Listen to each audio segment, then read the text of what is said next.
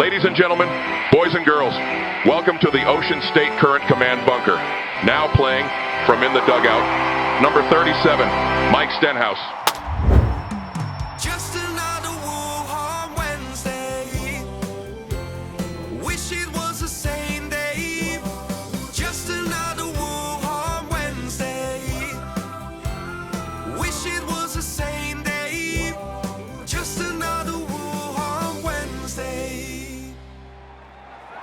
Today on this Wuhan Wednesday, we again explore the pattern of deception by the progressive left. That's what Wuhan Wednesday is all about.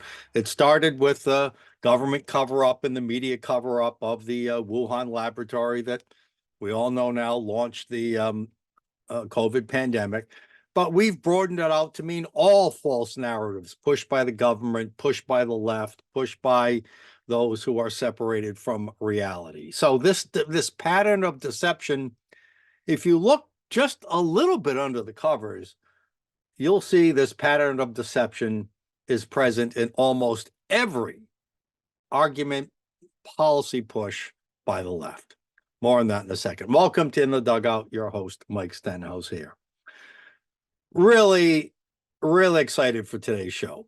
First, a little commentary. I had an opinion piece published in the Providence Journal over the weekend on Sunday, if you saw it, having to do with green energy, the longest,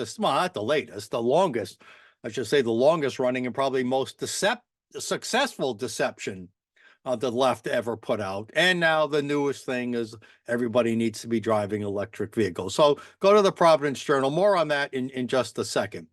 So we're going to be exploring both in my opening commentary here in just a minute and with our very special guest, Alex Epstein. If you don't know who Alex is, he is the world's foremost expert and philosopher when it comes to climate change, when it comes to energy, when it comes to fossil fuels. I can easily say he's the world's foremost advocate or most well-known and well-quoted and most interviewed advocate when it comes to promoting fossil fuels and why they're not so dangerous and why they actually have been a major benefit to humanity, to the flourishing of humanity. So Alex will be my guest to close out the show. We got a good half-hour interview with him, so please stay tuned and watch that. But first, let me broach the topic by exploring, a couple of more of the false narratives having to do with global warming and climate change. One is that climate change is an existential threat to humanity. And of course, the one, as I explored in my opinion piece, and I'll talk about with Alex, is how whether or not the myth that electric vehicles is going to save the planet somehow and be good for Americans. I think most Americans now realize what we've been saying since we started the Ocean State Current, that there's a left-wing fed, taxpayer-funded, if not taxpayer-coerced, media machine, advocacy movement, political supremacists. It's a machine that is increasingly churning out false narratives, untrue narratives based on myth, based on nothing, based on outright lies, and that completely ignore science, that completely ignore history, and completely ignore common sense. And that's what Wuhan Wednesday is all about, is to expose some of those myths when we have that kind of special. So we find as Americans, as Rhode Islanders, we're being taken up and down on this. They're trying to do this roller coaster of emotions. Oh my God, you got this threat, you got that threat. This group of people are being victimized that way. This group of people, and we can do this and we need to do that. None of it is true. And it's all about trying to create an environment where they can advance their agenda as the solution. So first of all, neither, as we'll talk about today, neither is climate change an existential threat or carbon emissions an existential threat to humanity, nor are electric vehicles the answer. And then, of course, the truth, part of that is not only to advance false narratives, but to bury the truth, to pretend it doesn't exist, to just flat out say it's not true, or to just be completely non-transparent, stick your head in the sand and just pretend that the truth isn't there. I mean, take the Washington Bridge example here in Rhode Island. The incompetence, the corruption, the special interests just raking the money for providing no credible service in return. It's been like pulling teeth to try to get documents because they want to cover up the truth. They don't want to be transparent.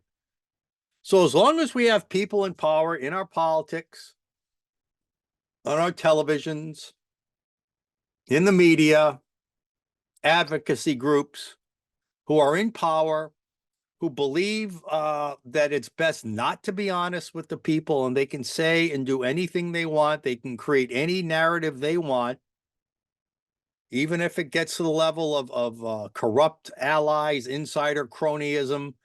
Anytime you hear that whole movement, political, advocacy, grassroots, media, academic, all getting behind a theme, you can pretty well now expect that that is a false narrative, a false argument they are creating. There's no question about that. It's the pattern.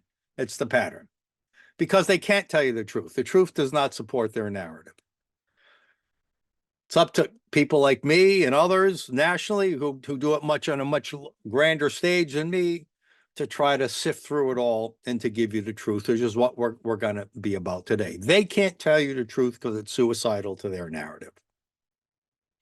They can't tell you the truth because you would never vote for a politician who would support that. And it's all about winning elections and owning seats of power. They own the territory. We, as conservatives, as common sense, patriotic, God-fearing Americans, we need to start taking some territory back in elections and appointments, whether it's a dog catcher, a school librarian, a public librarian, a corporate board seat, whatever it is, elected officials, Hollywood producers, book writers, media personalities, we have to start taking back the content because we have the truth. Well, the truth is obvious to everyone. Well, it's not obvious to everyone. The truth should be obvious to everyone if only it has a chance to get out there. And this is the left's job, is to keep it out there. But ultimately, it is up to you, the voters, to hold the media, not just politicians, but to hold the media accountable. Don't watch the shows. Don't buy their products. Don't vote for their candidates if they're continually lying to you. Now, one such lie is, the whole question of global warming and electric vehicles. So what I want to take you through, I'm going to take you through some notes, and I'm going to tell you right up front that I'm paraphrasing an email newsletter that was sent to me by our upcoming guest, Alex Epstein. And he just makes so many great points. Before I get into my op-ed on electric vehicles and before we get to our interview with him, let me just set the stage and go over facts that are irrefutable, right? That I hope, I hope will set the record straight. So, he asked the question, what should govern all of this? I'm going to say is based on his notes mixed in with my commentary. I'm not going to do quotes all the time. Just know that this is based on Alex Epstein's newsletter. When it comes to how should the government address climate change, it's really not the right question to ask. Climate change always happens, always has happened. The question is the question should be, not that we can end climate change. The question is, how can we reduce climate danger? If there is going to be climate change, how do we save ourselves from the effects? And the argument is, fossil fuels have already done that. Air conditioning, heating the homes, heating our cars, powering businesses, allowing pumps to irrigate fields. I mean, whether they're gasoline or electric power, or hydraulic power, whatever it is. Fossil fuels and nuclear fuels to a lesser extent have allowed us to reduce any negative effects of the climate, whether it's changing or not. So reducing climate change is the wrong question.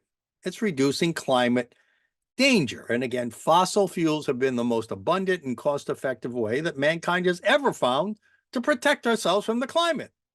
So government should readjust its sights, no question. We have mastered how to deal with the climate that Mother Nature has dealt us right now. We have. But we'll get into the warming in just a second. But we have, with all those machines and technologies I just mentioned and many more, we've mastered the climate challenges we face as a world. And we will continue to master them. That's the right target. That's what government should be doing. The current policies they're on now are impossible to reach and will only make us more susceptible to the climate, because carbon emissions are not the problem. Here's more where Epstein goes in. Yes, the world is warmed about 1 degree Celsius, but that's not a bad thing. And it's kind of slowed, if not flattened, over the last 10, 20 years. There's a lot of data on that, but nobody's suffering. Nobody's being incinerated. We don't see the shores flooding, except for when there's a big rainstorm. And there's always been rainstorms and floods, but the oceans are not overtaking land masses. And that 1 degree increase has actually been good for the world.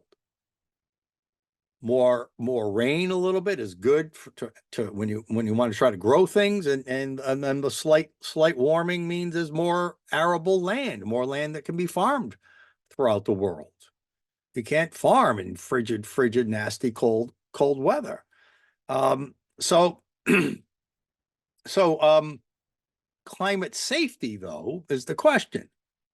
And that's we've dramatically become more safe as a humanity over time, because we have the technology powered by fossil fuels to overcome changes in our climate. Even disastrous storms, we can predict them better with airplanes and everything else, all the other machinery we have. Machines, like I said, we can irrigate, move water around to help us in times of drought. We have heating and air conditioning in times of extreme cold and warmth, and we've built a resilient infrastructure to deal with major storms. Fossil fuels, Alex Epstein says, should be a climate hero, not a climate villain.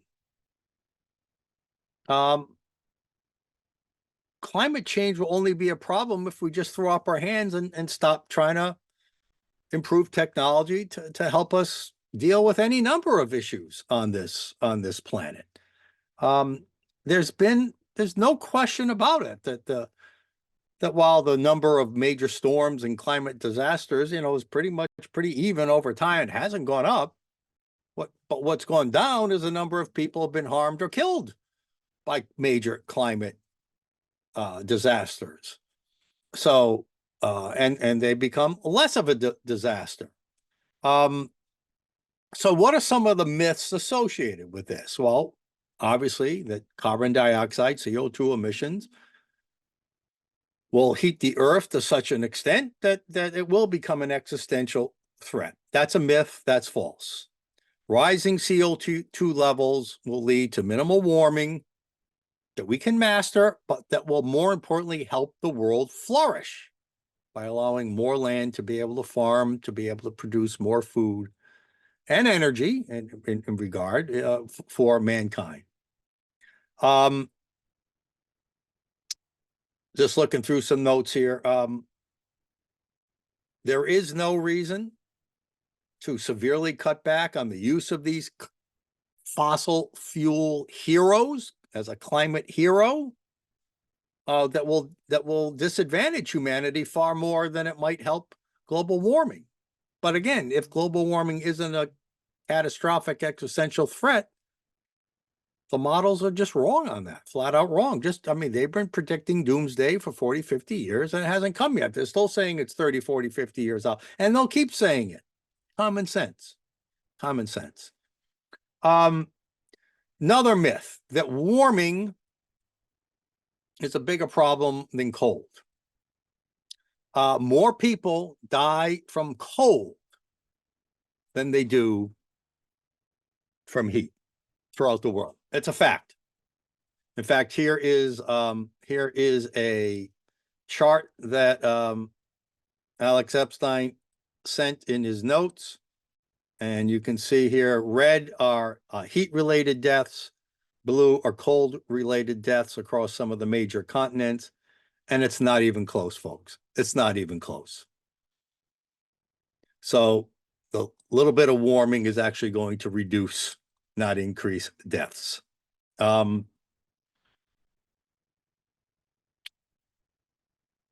Myth, future warming will accelerate as CO2 emissions rise. False. That's a false myth. The truth. Mainstream science now is unanimous. They talk about unanimous. The greenhouse effect that everybody talks about is now known to be a diminishing effect. CO2 levels are going up, but yet global temperatures are not. At least not anywhere near as fast as CO2. So this connection that we once thought between carbon CO2 levels going up and global temp has been blown away.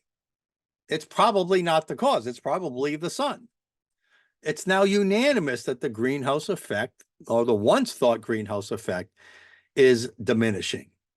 So on and on, from the number of storms to the number of wildfires are increasing with global warming. The ecosystems will be destroyed. None of that is true. None of that is true. And I'm not going to go through each of the charts here because we only have so much time. So I want to, so given, just this little attempt here to weaken the perceived threat of climate change, I want to go back to my opinion piece in the Providence Journal. And here it is from Sunday, March 10th, as you can see. And I'll go through it here with you a second, but it's time for Rhode Island lawmakers to face reality. Now, as I explained in my opinion piece, the reality is we have chosen as a state to follow California's emission standards, the California Air Resources Board, CARB, not coincidentally named. And right now, they are proposing a ban on the sale of gasoline-powered cars by the middle of next decade. Now states either can choose to follow California standards or federal standards. Federal standards are a lot less. Federal standards say 2/3 of all cars sold by 2032, by early next decade, must be electric, where California says 100% of vehicle sales must be electric by the middle of next decade.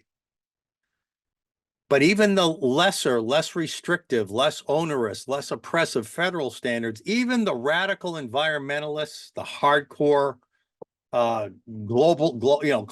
climate change believers, global warming believers, even they at the EPA, the Environmental Protection Agency, are saying, you know what, even our 2/3 mandate by 2032 is not achievable. It's just not achievable, and we're going to backtrack. So very soon, we're expecting the EPA to come out with new standards. Connecticut, just at the end of last year, November, I think, maybe December, the governor, faced with the reality, lawmakers we're gonna vote. We're not going to support his push. Connecticut said we're not going to follow California's much more strict emission standards anymore. It's just not realistic to think we can do so. It's going to harm our people too much for no benefit, and the goals are unachievable. We don't have enough electricity on the grid to power all these cars. So the federal EPA is backtracking. Connecticut is backtracking out of the, if you would, the multi-state coalition along with California. It's now time for Rhode Island to follow the lead of the federal EPA and Connecticut and to step away. We know in California, just 18 months ago or so, 15, the governor had to tell them not to charge your cars anymore. We don't have enough capacity on the grid. It was a hot spell. We needed air conditioning. Companies needed power for their machinery and whatnot. And so we don't have the infrastructure, either electrical grid capacity or enough charging stations to support these levels of electric vehicle mandates. In fact, there should be no mandates at all. Why should electric vehicles not face the same market realities that any product would face, whether it's a refrigerator or a washing machine? Hey, if it's a good product and it's affordable and it's reliable and it's available, people will buy it. But you want to force people to buy things when there's no real threat and there's no real emissions gains? Again, where does the electricity to power your electric vehicle come from? It's not going to come primarily from wind and solar. We don't have that. Wind and solar aren't there yet. It doesn't, when the wind doesn't blow and the sun doesn't shine, you don't produce electricity. And we know that happens a lot, especially up here in the Northeast. So powering your cars often in other parts, in Rhode Island, it'll come from natural gas because that's where we get most of our electricity from. But in other parts of the country, they're getting their electricity from coal. Thus the term I've used, coal-powered cars. They literally are. If coal is the source of the electricity that powers your electric vehicle, then you have a coal-powered car with just an electric, a charger in between. So you're still creating emissions, not with the car, but with the coal or with the natural gas, as the case may be. Look, we welcome green technology when it's ready. We welcome no more emissions in the air. But what we're doing now isn't harming us. It's not creating an existential threat. We need a market-driven, common-sense approach to energy that allows people to continue to flourish from the benefits of fossil fuels, continue to heat their homes, continue to cool their homes, continue to power their cars in a cost-effective, I would say a low-cost, high-abundant, and reliable way, which fossil fuels delivers. Why would we want to go backwards towards the dark ages? Honestly, why would we want to do that? If we try to restrict ourselves to just green energy, we're not going to be able to heat our homes, cool our homes, drive our vehicles in an affordable or reliable way. We're just not. It's the fact. It's not a philosophical thing. Anybody will tell you that green energy is not ready for prime time yet. We're not ready to rely upon it.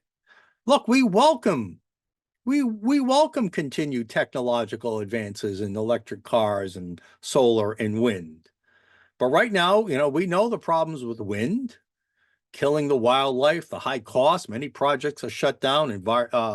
Naturalists, those who want to protect wildlife and sea life and natural habitats, they're now at growing odds with the radical, climate crazies, with these offshore wind farms, onshore wind farms as well, which kill birds as well. And in addition to the offshore wind farms, killing sea life and birds, and then the solar farms, of course, incinerate a lot of birds as well. If you don't know that, look it up. It's true. As well as both of those kinds of farms take up enormous amounts of ocean or land space that interrupts, fishing and the beautiful ocean views in the ocean, and which take down a lot of forests and land when they're used on land. We need an all of the above approach. But the truth is, the reality is, we're going to have to continue to rely on fossil fuels for decades into the foreseeable future. Fossil fuels will necessarily play a major role in powering America for decades to come. And again, we await and welcome the developments in green energy technology. But until then, we've got to consider, how do we get more natural gas into our area to increase our grid capacity? And should we reconsider nuclear power? Now, one of our part-time volunteers, Monique Chartier, you've heard her on the radio, you read her on Anchor Rising. She did some terrific research. She inquired with Rhode Island Energy. What are the current plans to expand grid capacity in Rhode Island? And Monique Chartier, which I mentioned in my op-ed, through dogged, very polite. She's always very polite, professional, but she's persistent.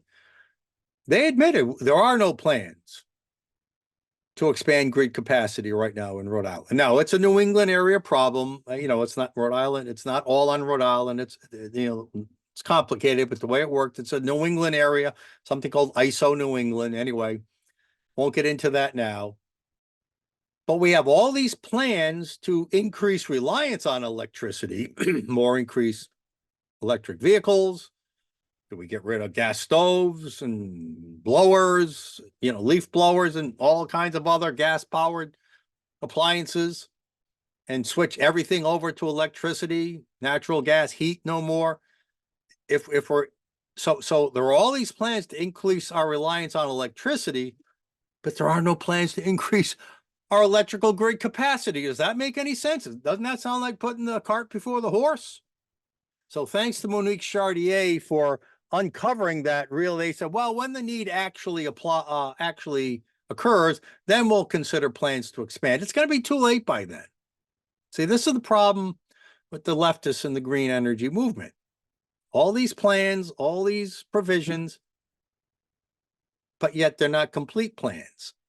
Okay, we want to be here, but we haven't planned for how we have the capacities to support us when we get there. And that's the problem. That's why we have to backtrack. We have to, and Rhode Island, don't forget, has this even more unattainable goal of net zero emissions by 2050. Gina Raimondo, now supported by Dan McKee in the Department of Environmental Management here in Rhode Island. And most lawmakers, they're praise Rhode Island. We're the first state to set a goal of having net zero emissions for a state by 2050. It's impossible. It's not possible. If electric vehicle mandates aren't possible, then net zero emissions are even more impossible. So we have to reset our thinking, make it reality-based. Okay? Lawmakers have to understand this. I know you're caught up in the narrative. I know you believe things that have been fed to you for decades, but it's just not true. And then if you open your mind and look at the actual science, you will know that everything I just told you, everything I put in my op-ed, and everything you're going to hear from my guest, Alex Epstein, is absolutely true. Please watch this. We have to ensure that our residents in this state have abundant, reliable, and low-cost energy, regardless of where it comes from. Of course, preferably low emissions as well. And natural gas is low emissions, and coal is burning cleaner than it used to. But that's how a society flourishes. Energy powers our society. Without abundant, reliable, low-cost, low-emission energy, we can't have a powerful economy. We can't have a good economy. And people will suffer in their pocketbooks, and people will die if we can't farm the land, if we can't heat our homes or cool our homes when necessary. So ensuring that kind of energy availability and affordability must be our state's new goal. All right, so with that, it's time to bring on now, really, we're honored to have him. He is the world's foremost expert on the benefits of fossil fuels, on how they have helped humanity flourish, and why we need to rethink our narrative-driven, false narrative-driven green energy goals. Adam, let's see our interview with Alex Epstein. All right, folks. So I'm really thrilled to have really a nationally prominent figure when it comes to energy policy, and I've been looking forward to this interview for many years, believe it or not. And we welcome for the first time to In the Dugout, Alex Epstein. Alex, welcome. Are you in California right now? Yeah, in Laguna Beach. Yeah, I like you. You're very on brand. I like it. With your baseball and your hat. And Well, as a former big leaguer, I figured, well, let's go with the baseball theme. So anyway, I didn't plus actually, I didn't actually know that. Well, I got to yeah, I ask you about played that for the sometime. Expos, Twins, and Red Sox in a younger and 30 pounds ago time. What? Okay, I know this is going to be boring to your listeners, but when did you play for the Red Sox? 'Cause I grew up a Red Sox fan. Oh, no kidding. Well, I was a member. Let me grab this here. I was a member of the 1986 American League Championship team. There's my ring. Now, I was a bench player that year. I barely got off the bench, and I was only in the big league roster for the middle few months in the summer. I went back down. I was up and down in Pawtucket AAA that year. But yeah, that was my hometown team. I grew up in Rhode Island. I can't say I contributed to the American League Championship team very much, but I was on that squad with Roger Clemens and Wade Boggs and all those guys. So, yep, I guess those are my you didn't buddies. contribute to the loss either in the World Series either. No, I didn't. Well, you know what, Alex? I was supposed to be the defensive replacement for the older guys like Bill Buckner, and Oh my Jim God. Rice and left, kind of thing. And I always wonder what if my prophecy was fulfilled and I would have been at first place on that fateful play. So there you go. Awesome. That's why I carry the baseball and all that. Hey, you might as well do it up a little bit, right? It's a little fun, but I really don't talk about it that much. Alex, you were introduced to me first many years, 7, 8 years ago by a former board member of ours who I think you know through your Ayn Rand connections. And I'm a big Ayn Rand fan. Ellen Kenner, a board member of ours. Oh yeah. Yeah, Yeah. she's great. Yeah, Ellen is terrific. She is so dedicated. She moved to Florida and left our board, but she always said, Mike, I got to get you in touch with Alex someday.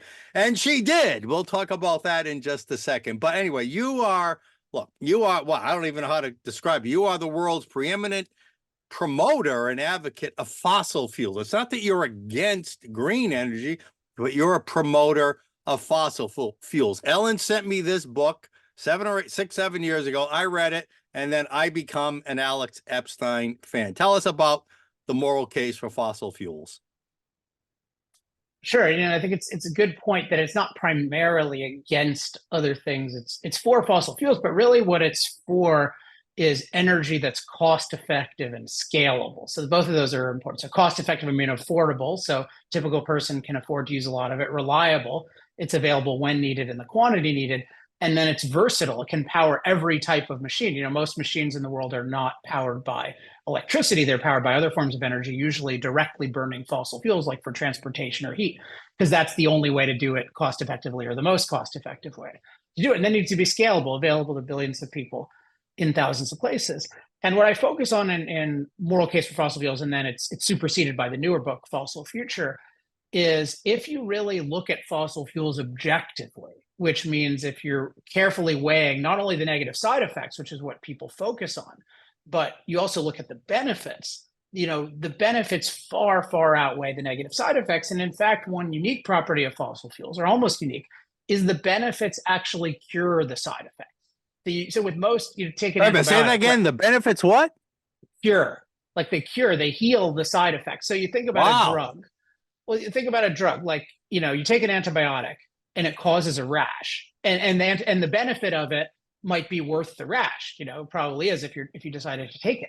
With fossil fuels, though, let's say they have a side effect of somewhat increasing the incidence of drought. Like, let's just say in some regions you have more drought because of greenhouse gas emissions, et cetera. There are reasons to doubt this for the whole globe, because generally a warmer world is a wetter world. But let's just say some area has more drought. Well, but fossil fuels also give you the ability to irrigate, and they also give you the ability to move crops. And so on net, you are far safer from drought than you would be without fossil fuels and their negative side effects. Whereas with the antibiotic, you're not safer from the rash, right? You can't avoid the rash. So fossil fuels actually do more to cure drought than they do to cause drought. And this is a big reason why drought-related deaths have declined by over a factor of 100 in the last century. So people don't realize this about them. What I love about what you write about, and I know it's a term you generally use, public policy should be about promoting and advancing human flourishing, right? I've used the term, we want to thrive, not just merely survive. So it's the same idea.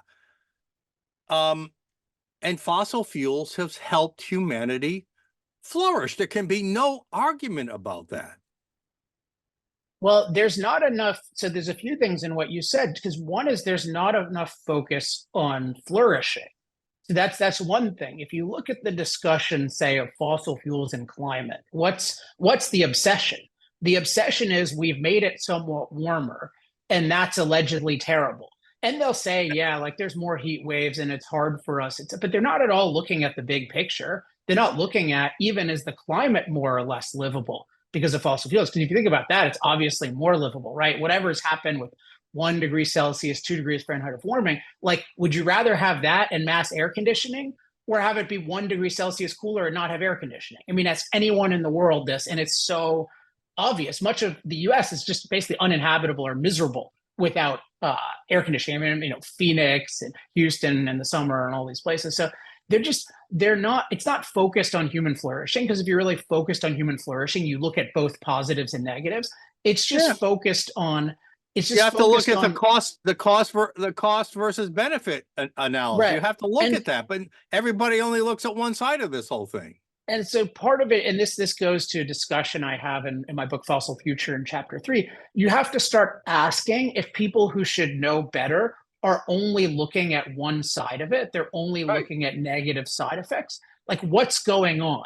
And my argument, a big argument of mine for the knowledgeable people, not ignorant people just don't know, but the knowledgeable people, is what's going on is they're not really concerned about negatives on humans. They're concerned with what they would call negatives on the planet. But negatives on the planet, from their perspective, is just human impact. And so their basic view is that human impact is an immoral force in the world.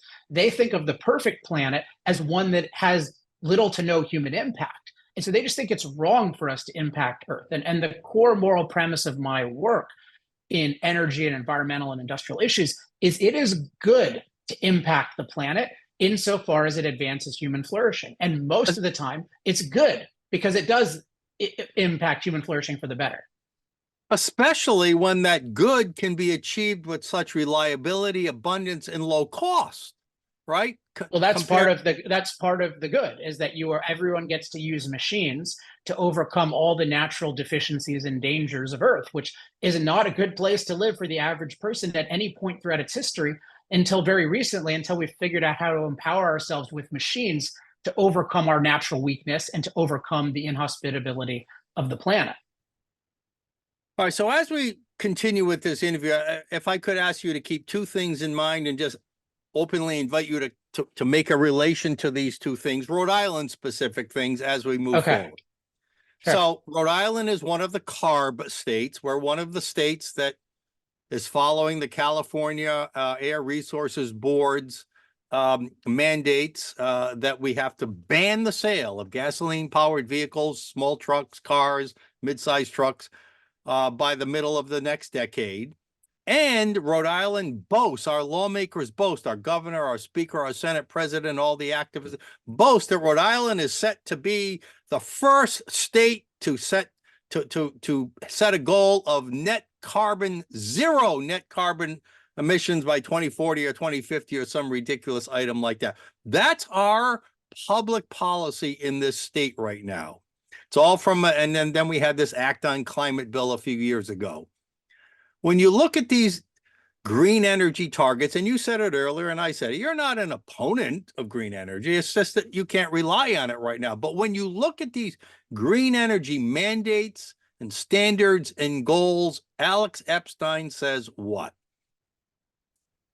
If you have to imagine my filter, which is a very strong awareness that there's nothing close to fossil fuels right now and for the foreseeable future in terms of cost effectiveness and scalability, then the net zero commitment just sounds to me like, oh, Rhode Island is vowing to be really energy poor, really poor, and dramatically decrease the life expectancy of its citizens in a short amount of time. So it's the opposite of an aspiration. It's just an economic and literal death sentence. Yeah. Yeah, it's a suicide pact, right?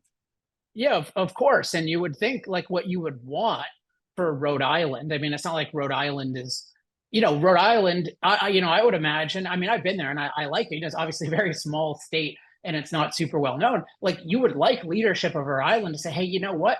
We're gonna sort of be like Singapore, right? We're gonna just totally stand out. We're gonna be an energy leader. We're gonna be incredibly prosperous. You're gonna hear about amazing manufacturing coming from Rhode Island. And it's the opposite, right? It's like, nobody even knows what we're doing right now. No I offense. am so glad and you we're gonna said do that. less. I am so We're gonna glad do much you said less. that's been what you know what we hear around here. Hey, Massachusetts just raised its its zero emissions goals, or Massachusetts just raised taxes on the rich, or Connecticut just did this. So we have to keep up with the Joneses. And I can wait a minute. What if we did the opposite? People would come here like crazy, just like you said. We would stand out. This going along with the Joneses and this narrative. Let's talk about that a second. This is about narrative, right? This is not about scientific fact. We are not science deniers, are we? Well, yeah, definitely not. But the Joneses, I mean, one thing to think about there is, when you're looking at the Joneses, there's a question of what led the Joneses to be successful, and are they on a trajectory that you want to keep up with? And so in this case, if you look at, say, Massachusetts, New York, these places, like, a lot of what's going on is they have a lot of legacy that takes a while to go on a downward glide slope, right? Like, people leaving New York and people leaving Massachusetts, like, they have, I mean, Massachusetts, for example, has all of these elite universities and all of this talent, and there's all kinds of effects from that. But in general, they're doing things that are contrary to their interest. So if you don't have all those benefits and you're still copying them, that is even worse, right? So if you wanted to keep up with them, say, how can we be a leader like they used to be? Not it's kind of like Europe. Like, you want to copy Europe now, or you want to copy Europe that led it to greatness in the past? Because right now it's just been a glide slope to doom, as far as I can tell. Okay, in terms of the science, yeah, so the science denier thing is wrong in so many ways.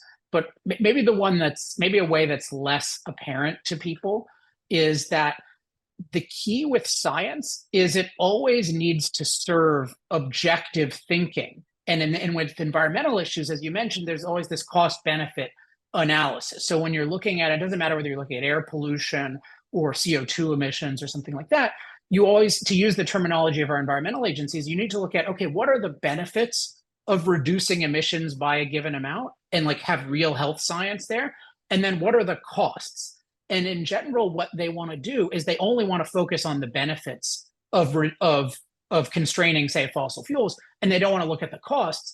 And so to get around that cost benefit discussion, they just call anyone who challenges them a science denier. Whereas in reality, they're science deniers, A, because they don't look at cost, which is completely anti-scientific. Yeah, and that's B, an objective analysis, right? Yeah, and B, if you look at benefits, like you look at what the EPA does, it is criminal how they inflate benefits. I'll just give you one example, because I've been working on kind of a new energy platform for the United States. You look at how the EPA calculates the benefits of its policies. They claim that their policies save the average American household $15,000 a year. That's their view, right? They somehow are giving us $15,000 a year. They're taking credit for that, whereas they're actually costing us massive amounts. But one thing they do is, instead of actually showing cause and effect with different kinds of air pollutants at different levels, they just use very vague associations and just arbitrarily assert. Like, you should look for associations to find cause and effect, but associations can't claim it. And then another thing they do is they assume that any amount of any kind of emissions, whether radiation or air emissions, that any amount is toxic. But this is not how things work, right? There's always a threshold at which things are safe and which they're dangerous. And then finally, just one more thing is, when they're calculating lives saved in this kind of thing, they actually say we get $10 million of credit even for every death that gets delayed, no matter how short. So if they extend, if somebody's death is delayed 2 days, EPA says, hey, we just got you $10 million. And this enables them to impose catastrophic costs. They actually try to put a monetary value on life? Well, but if you're thinking, that's actually not invalid to do. But the way they're doing it is insane, right? Because would anyone in the world pay or be able to pay for like 3 days of death delayed? I'm going to pay $10 million. No. So you're just ripping off your neighbors, but then their death is hastened because they're poor, and poverty is the number one inhibitor of health. Government think. Hey, I want to go back before we get on to electric vehicle freedom. I want to go back to something you said. Fossil fuels are the only energy source. What about nuclear? Well, no, I said they're uniquely cost effective and scalable for the foreseeable future. So nuclear is something that, had the cards been different policy wise, could potentially be cost effective and globally scalable now. If you look at the late 60s, we were getting pretty Right. cheap nuclear plants that were competitive. They were expanding. And then we created this thing called the Nuclear Regulatory Commission, which is in effect the Nuclear Criminalization Commission. And that combined with some other factors just totally retarded, and I mean that word literally here, nuclear progress, to the point where it took 48 years for one plant to go from conception to completion under the NRC regime. And that one was over budget, many times over, and terrified people. So if you make something infinitely expensive to build by having infinite fake safety measures, then you can't do it. And unfortunately, that's happened around the world. So nuclear has huge potential, but it's still in a primitive and in many ways stagnating state. All right, but just quickly, yes or no, because I want to move on, but are you a supporter of nuclear energy for America's future? I'm a supporter of the freedom to develop and use. So I'm in favor of liberating nuclear. That's the key, not subsidizing. Free market, freedom, freedom of choice, market determined. Yep, I get it. I'm with you on that. Yes. All right, I had a op-ed, as it turns out, just published this past Sunday in the Providence Journal. Nice. And it's gotten some pretty good play. And as I mentioned earlier, Rhode Island is on track to follow California's rule to ban the sale of gasoline-powered vehicles and force people to buy more expensive, less reliable electric vehicles. You've been promoting a concept called, the case for electric vehicle freedom. Talk about electric vehicles, electric vehicle mandates, and that whole issue. It's just kind of like if someone came out with a new kind of phone, right? You would say, okay, well, if your phone is good, then sell it to people, offer it on the market, and see what happens. We seem to lose sight of this with energy, that there's such a thing as freedom and consumer choice and producer competition. These are very time-tested dynamics for good reason. Kind of built our country, didn't they? Those dynamics built the prosperity of it. And so what you have with EVs that should be a red flag for people is that supposedly they're superior, and yet they need to be forced on us. So you look at what Biden has been trying to do with the EPA, trying to get 1/2 to 2/3 of us to forcibly buy EVs, by the early 2030s, right? So just this huge scale up of this stuff. And the reason they're coercing it is because it's not actually in the interest of most Americans to buy. And there are two basic reasons for this. One is they're still not the most cost-effective option for most people, because there's the cost of them, which is still quite high, but there's also the effectiveness. They have issues with range. They have issues with charge time. People, we were just buying a family car. And, we think about it. My wife is particularly concerned. Hey, I don't want something that I have to go to a charge that, I'm not sure if we can go on a long trip with. People are I have no opposition to EVs. I'd be willing to get one if it were They're just great cars. Yeah. But they're limited. They lack some of the functionality of the cars we're used to. But they also don't solve climate change potential crisis, right? We could talk about that, but that's not my main concern, because I don't think having a slightly warmer planet is a crisis. Right. But got it. But the other thing, the thing that is a crisis, so there's the issue of you're forcing people to use things that aren't cost effective, and that's obviously going to hurt the middle class and especially the poor most of all, because they're going to either have inferior mobility or lack of mobility. But the kind of worst thing for everyone is we're putting enormous demand pressure on a grid that is already very supply constrained. So if you look at, say, national, like the Reliability Corporation of NERC, what's called NERC, they are warning about, insufficient electricity throughout the country, all over the place. We're having shortages because people are trying to shut down reliable fossil fuel and nuclear plants and then replace them with unreliable solar and wind. And we're getting warnings even from the government, who's not warning about it enough. They're warning about it. And then we're going to put way more demand. So we artificially decrease the supply of electricity, artificially increase demand for electricity. That is a crisis that is in process right now. Right. We've talked about how California, Governor Newsom himself said, hey, if you have an electric vehicle, don't charge it. This was like 15 months ago when they were, 18 months ago when they going through a heat wave. They didn't have enough electricity on the grid. And they said, hey, please don't charge. Yeah, I was there. Right. I was there. DeSantis pointed that out in that debate that they had, which is a really good point. 6 days after you say no more everyone's got to use an EV. It said, oh, don't charge your electric car. And by the way, they also say, don't use your air conditioning during summer. Like, this is life under these guys. Hey, two more Rhode Island related issues I'd like to bring up with you if you have a few more minutes, Alex, and thank Sure. you for being here. I think, well, let's have a little fun with this one. Okay. You've had some sparring matches. I don't know if they've ever been in person, but certainly in articles and social media. Oh, yeah, they've been in person too. With Rhode Island Senator Sheldon Whitehouse. Oh, yeah. You actually told him to resign at one point many years ago for vilifying the fossil fuel industry. Talk about Sheldon Whitehouse and his obsession with climate change. It was definitely not for vilifying them. It was for actually suppressing their right to free speech. So it was actually for violating the Constitution. I said, if you violate the Constitution, you should resign. And he never responded to that directly, although I think he was there. But Barbara Boxer was none too pleased with it. And she's like, oh, how could you claim this? But I said, wait, if you violate the Constitution, you should resign. So if you look at this whole movement to go after, the idea was Exxon should be prosecuted by the government for not saying that we faced a climate crisis in the 80s. And the idea is there were certain people in the company who believed that we faced a climate crisis, and therefore Exxon should have said that. Well, first of all, why does the fact that some people in a company believe something mean that the whole company should voice it? But also, the company has a right to free speech. They are allowed to express their opinions. The only way the government should get involved is if they are committing fraud. And the only way they can commit fraud is by concealing or distorting information they have unique access to.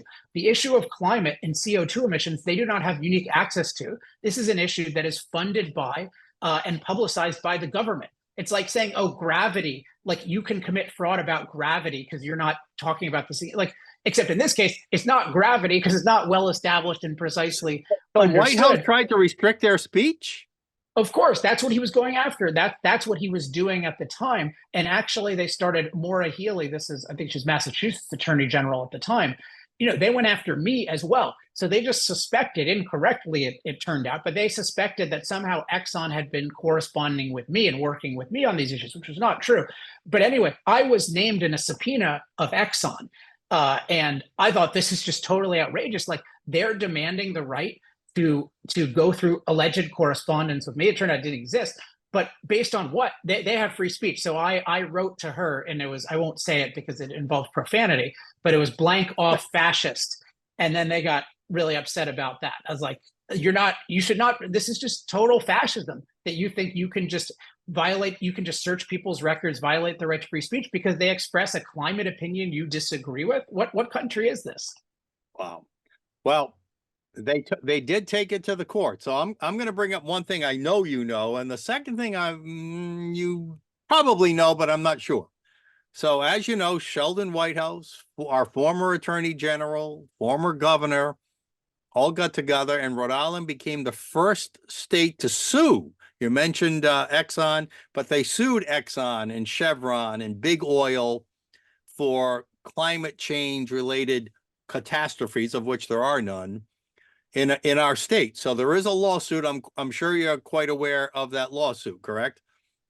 I mean, I'm aware of these. There's many of these lawsuits, unfortunately. All right. Well, Rhode Island was the first state to sue, and there was a battle for many years whether it should be in federal jurisdiction or state jurisdiction.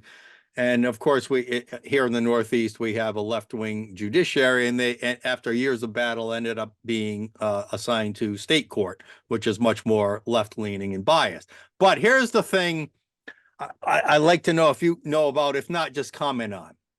Last summer, it was revealed, well, the judge in the case, a guy named Superior Court Justice Carnes in Rhode Island, basically in public comments, cited left-wing arguments from left-wing websites about climate change, almost as if he was prejudging the case against Big Oil. Okay, that's the first point. What we learned right before the new year, I can't remember the name of the group, but a group They claim to have had seminars and meetings and educational courses with about 1,700 judges across the country to educate them on the real dangers of climate change. So these climate change activists out there literally trying to influence our court system and the judges who are supposed to be objectively adjudicating these cases. Are you aware of that? And if not, Yes. even if you are, what are your comments on that? Yeah, I commented on this on TV a while back. It's really ominous. I mean, let's just talk about this whole thing. Like, what are we suing Exxon over? They did a legal action, right? So again, the climate issue is a publicly known issue. We had a policy where we are choosing to use fossil fuels as consumers. Industries choose to use them. Companies are responding to that demand. That's what Exxon did, right? They produced something that we demanded. It was a legal thing. How can you possibly sue them for that? Like, you don't have a right to do that. They didn't do anything illegal. And then on top of this, it's doubly absurd because the energy that they provided us has allowed us to become far safer from climate. We have publicly known disaster death data that shows that climate disaster deaths have declined massively because all the benefits we get from fossil fuels making us resilient have protected us far more from climate than there's been any kinds of new climate challenges. So it doesn't make sense on top of that.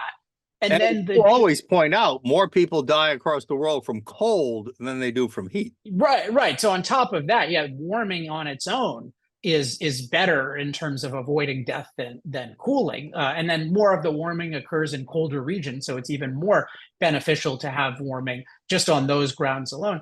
So what you're getting is judges being trained in climate catastrophism, an essential of which is fossil fuel benefit denial. So this is the real denial, that nobody's talking about the benefits of fossil fuels, including all the climate-related benefits. But you can't make a rational climate assessment if you deny the ability of fossil fuels to protect us from drought and storms and heat and cold. You can't possibly think of that. And again, it'd be like you're just looking at antibiotics, negative side effects, but not benefits. So we're having judges being made totally ignorant, but they think it's science because what they call science is a totally illogical way of thinking about things, and then only looking at negatives and then exaggerating negatives. That's the opposite of science. Wow. All right, let's wrap up this way, Alex, and thank you for your time today. I'd like you to give you as much time as you like. Speak to Rhode Island lawmakers about the electric vehicle mandate tied to CARB, about their net zero carbon emissions policy, which would force 100% green energy resources on the people of this state in the next 20 years or so.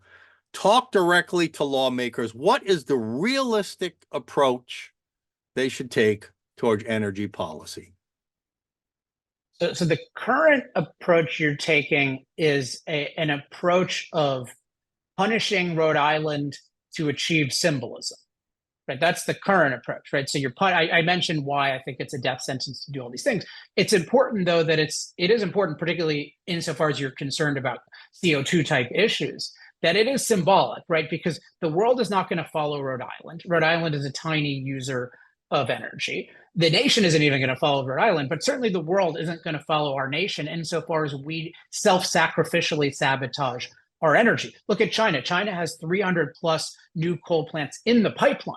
That's way more than we even have total right now in the US, right? So the world is generally going to pursue energy that's cost effective and scalable.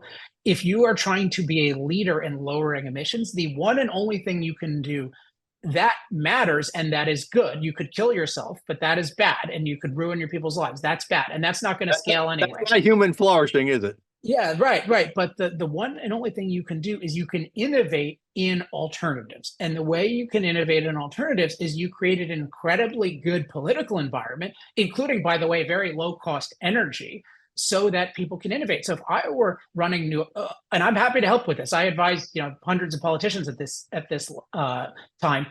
I will help you with, you should try to become a leader in nuclear and basically say, hey, Rhode Island is going to be a new place where we are going to be a pioneer in nuclear energy. And we are going to demand that the federal government give us freedom to experiment this. We're going to become a hotbed for this in the good sense of the term, right? We're going to be the place where energy innovation happens. And then just get rid of all that other crap, which is just going to ruin people's lives and accomplish nothing. And then that way you'll be a much more prosperous state, and you actually have a shot at doing something by your professed goal. But right now you are just ruining everyone's lives, or you're planning to, and it's just symbolism. So why would you want to go out as somebody who just ruined everything and accomplished nothing by any standard except for the standard of human misery? So my email is alex@alexepstein.com. If you're a lawmaker, feel free to contact me, and I'll help you do the right thing. I mean, Alex, what you just said is complete common sense, but yet these false narratives from the left continue to rule the day, continue to dominate the thinking of lawmakers. Have you found a way to break through these narratives with facts and common sense? I mean, I work with a lot of lawmakers. I mean, my basic policy is I'll work with anyone of any party. They just have to be open to doing what I think is the right thing, which is ultimately what I call energy freedom. So I am finding a lot of success persuading people. And I would say to your audience, if you want success as well, check out, I have an Energy Talking Points newsletter. So alexepstein.substack.com. There's an Energy Talking Points newsletter. And then part of that is actually we have a chatbot called Alex AI, which answers questions as me. So if you want to become a more effective energy advocate, just sign up for that free newsletter and you'll get a ton of, you'll get all the talking points you need to persuade other people. He is Alex Epstein. He's got an AI app. Look it up. What's the name of the AI app again? Ask Alex. It's Alex AI. Don't search for that in the App Store. If you just search like Alex Epstein AI, it should come up, because Alex AI, I'll just get beaten by Alexa. He's got a new book out, Fossil Future. He's got a newsletter, alex@alexepstein.com. Is that what it was? Well, yeah, the newsletter is alexepstein.substack.com. And then, yeah, my email is alex@alexepstein.com. And in particular, I'm eager for any politicians to email me if you want to make Rhode Island have a good future instead of copying the bad future of your neighbors. You are the world's foremost advocate for fossil fuels like me. Hey, when green energy is market friendly and ready for prime time, we're all for it. But for now, we've got to pull off this voodoo hex that everybody's been putting on fossil fuels. And you have explained it better than anybody I've ever heard of. So Alex Epstein, thank you for joining me here in the dugout. Thanks for being a Red Sox fan. That's great. I don't know what to look forward to. 2004 was nice. Well, Terry Francona, you know that name, of course. Yeah, of course. He was my minor league roommate, one of my good friends. Oh, wow. And the Montreal Expos. He was my teammate with the Expos, my minor league roommate, and I know Terry very, very well. So, hey, thanks again, Alex, for your time today. Thanks, Mike. Our audience, thank you again. We're in the dugout. Mike Stenos out. We'll see you all next game.